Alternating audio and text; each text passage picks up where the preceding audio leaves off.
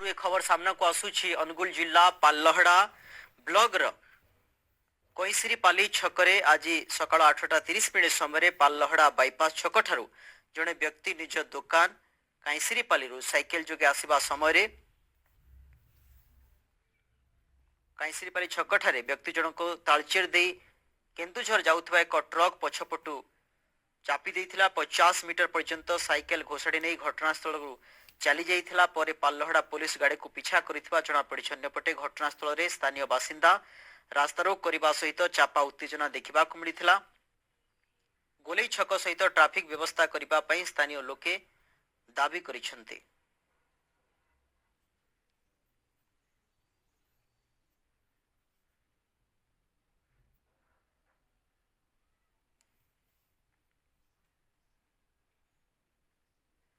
mobile देखा देलानी बोली स्वामी को हाणी